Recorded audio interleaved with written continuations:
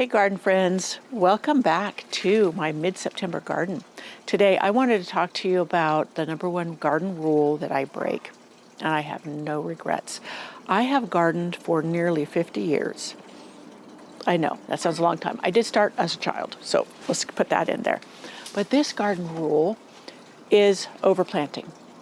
Now, it not only benefits my garden, it makes it more manageable as far as weeding, and yeah, it just has worked for me, and I have absolutely no regrets of doing it. I've never seen one downside to my breaking this rule. Now, I know you have seen many a video, an article, or whatever about how you're supposed to space out the plants. They need their air. They're going to be robbing nutrients from each other, all of the above. And yet it works. So let's get rolling on how and why I break this rule.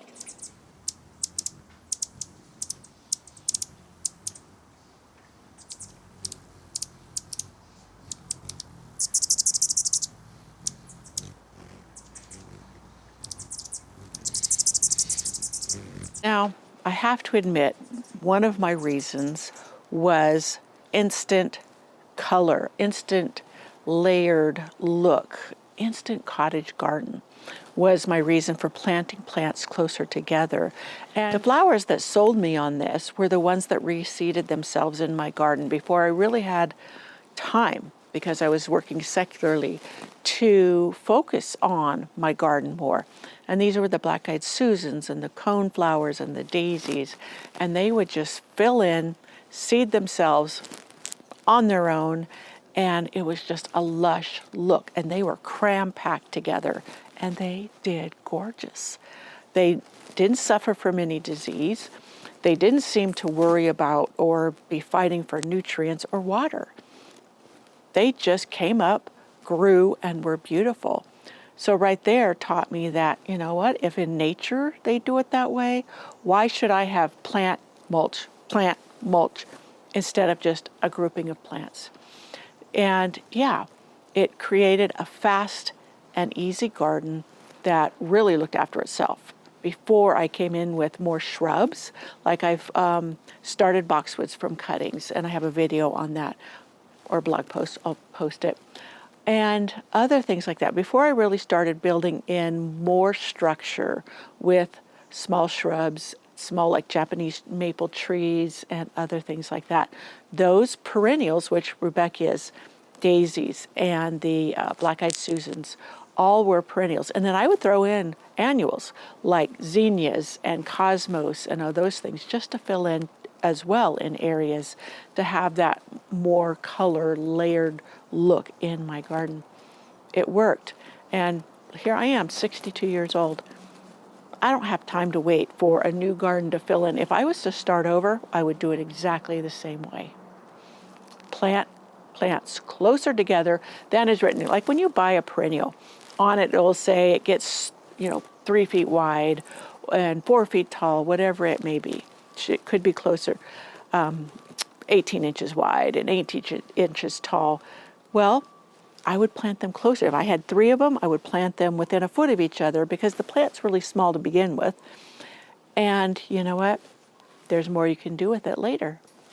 As they fill in, then you can dig some up, spread them out, or you can plant them in another area. And many perennials, they actually benefit after a few years, even 2 years, of being divided. So it would be time, by the time they started to get crowded, it would be time to divide them anyways.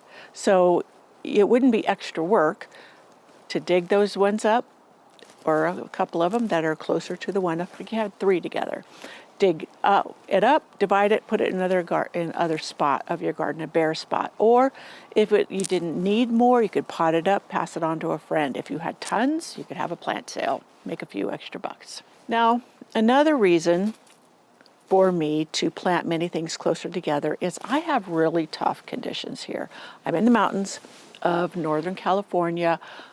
I fight for direct sun. I have tall evergreens surrounding me. So a good portion of the year, my garden, here's Rose Alley, not getting direct sun. the big trees are blocking the sun because now it's at a lower angle in the sky. So by planting or overplanting, I will learn if certain perennials will survive in these conditions and thrive, or if they're going to become like some of my perennials that are supposed to stay shorter will get extra tall just because they're fighting to get sunlight. And I can figure out whether I'm going to have to support them, whether I need to move them to another spot. But all the while, I'm enjoying luscious color in my garden while I'm waiting to see how that particular perennial will do in my garden. Sometimes I find that things just don't do well for me. I have some bobo hydrangeas. They just seem to flounder here, and I don't know why. I'm going to move them one more time. Now I have them in a container. I'm going to move them to another spot. I think up in the entrance garden behind the bench where the black lace elderberry is. Either that or behind the lemony lace elderberry I have in my secret cottage garden that's not doing well. Well, I shouldn't say it's not doing well. It grew great, looks beautiful in spring. And right now, this time of year, I shared with you in my last video tour, the one about finding contentment or creating contentment in your garden, I shared how shabby it looks. And last year at this time, it looked shabby. So I'm thinking it's the nature of the lemony lace elderberries that I didn't know. And I just don't like the way it looks this time of year. So if I put those hydrangeas in the container over there, they will fill in. Hopefully they'll thrive over there where they're not now. Then if I cut back the lemony lace elderberry because it doesn't look pretty, I'm not having a gaping hole. So there's that. Now, my number one reason for putting my perennials very close together is it chokes out weeds. Yeah, light can't get down there, the weeds don't germinate as well, and or you can't see them. I have oxalis really bad, and yeah, it gets going, but you can't see it. And really, oxalis is not that ugly of a plant. It actually makes a pretty good ground cover, but once it gets a little bit bigger, it's even easier to pull. And so I don't mind that it might get going under some of the perennials, but that's about it. My rose cottage garden, which is that direction, I haven't weeded the majority of it. Maybe right here along the edge of the studio patio garden, I will get some oxalis in here, but it's really easy to pull. But yeah, it keeps the weeds at bay, and it makes my garden life easier. Now, of course, when I do see a weed, I try to pull it up pretty quickly. Other than the oxalis, sometimes I let that go a little while because as it gets bigger, as I said, it's easier to pull up. I'm never going to be rid of it. I even have it in containers because the birds spread the seed from wherever, neighbors that don't weed or have weeds. I can't say that flowers of mine have not ended up in my neighbor's yard. In fact, my neighbor said, "Hey, I have all these foxgloves. Where'd they come from?" Well, I didn't spread them up there, so the birds obviously did. So other things as well. So yeah. Now, let's talk a little bit about things that people say will be a problem if you plant too closely together. Now, you will hear many claim that planted closely together, they will compete for water, they will compete for nutrients. Now, it's true that they both or all of the plants will want water, but if you have a drip system and it gets watered as needed, and you'd be surprised at how many plants are really very drought tolerant once they're established. But them being close together, planted close together, it shades the soil, so you have less evaporation. So for me, I haven't noticed any problem with the competition for the water. And as far as nutrients, I compost. I put down a layer of composting mulch from a organic turkey ranch. I get composted turkey manure. I also have my chickens. In the fall, I will rake out their pen and I will thickly layer it over my garden beds.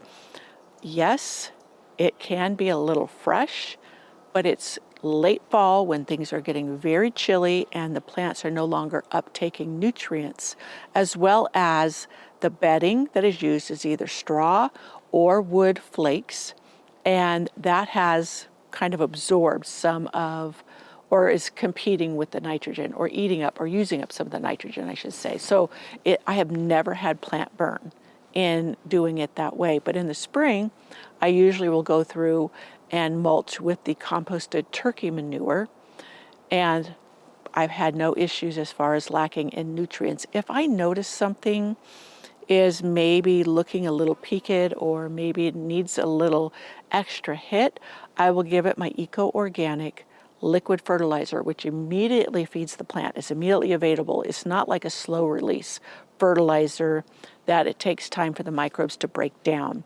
And it has fish emulsion in it, and it feeds the soil along with the plant. So if you have healthy soil, healthy, nutrient-rich rich soil, you don't really need worry about plants using up too much of their fair share. It all works out in the end. And really, if you've seen any of my garden tours, you see how lush my planting is. I agree, my garden can be a little chaotic because I garden when I want to, not because I have to. And sometimes some of the plants will take over and be a little more of a bully. Excuse me. I will admit, like this spring, the oriental poppies got so huge, they swamped over a beautiful phlox, and they made it really lean. That was my bad. I didn't prune it back. I could have pruned it back and prevented it from swamping that phlox. I just didn't get to it. But it all worked out. Once that was done, I went ahead and pulled those ones out because they were in a spot I didn't want them anymore, and I have others coming up everywhere, so it was no big deal to pull them up for me. But that's another thing with lush planting. If something is now not to your liking, you don't want it there anymore, you pull it up and something else fills in really quickly, and or it already has. So yeah, I'm just looking around to see if there's anything else I can note. But also, you can prune back things like for airflow. Some people say, oh, there's going to be fungal issues. Well, for me, I can get away with it because we have very arid conditions. We do not have humidity here in the summer worth beans. So it's not something I have to contend with like many in the southern states or in other areas where it is more humid. You may need to give a little more breathing space to your plants. But even my roses, I plant closely together.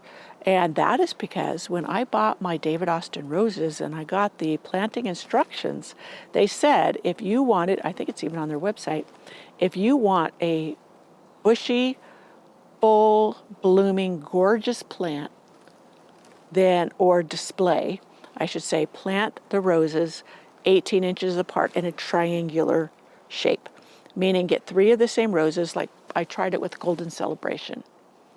And then I planted them in a triangle 18 inches apart, and they all kind of grow together and they make a big display. And I thought, wow, everybody tells you have to plant your roses 3 feet apart or you're going to have a disaster. Wrong. It doesn't work that way. So there is no one size fits all. So I always want to say experiment for yourself, and you will find out what works for you. It doesn't matter your zone. It doesn't matter those type of details. It matters what your growing conditions are, your humidity, your average temperatures. Like some people, like other people in I'm in zone 8B. Others in zone 8B, they will get started sooner in the season. Like my last frost date is the end of May, so I can't start in March and April, where other zone 8B people can. And their winters will be milder, though their average low temperature may be the same as mine. They may not have it as long as I do. They may not have the snowpack I do. They may not get the rain amount that I do, or I may not get the rain amount they do. So there's a lot of variables in this, and that's why I always say trial and error for your conditions. Find out what works in your area by visiting, going to garden tours. Sometimes they have, like garden clubs will open up gardens of other garden enjoyers, and you can go through and you can see what works for them. And it's in your area, so likely it would work for you. Now, I may have mentioned this before. I don't remember. But a bonus reason for overplanting is if you're building a new area, a new garden bed, you will have mature specimens of different perennials that you can use, even shrubs, that you can dig up and transplant to your new area. And you have an instant mature plant in your new bed. And yeah, I probably did mention it when I said you could divide some of your perennials and whatever, but just moving one is an option too. Now I've had to move roses. I had moved a couple this year.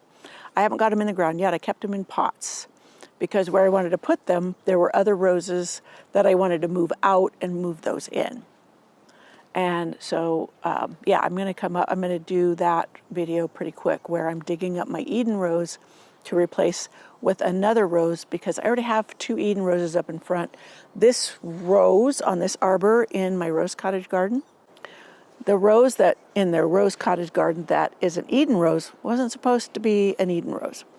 So since I have so many of those already, I want to take it out and put in a rose that is fresh to me, new to me, and I want to see how well it does. It's called Rainy Blue, and it's a beautiful color. And yeah, it just knocked my socks off when I saw it. And it knocked my socks off when I first saw it, and I had to order it. And so I did. And we'll see how well it does here.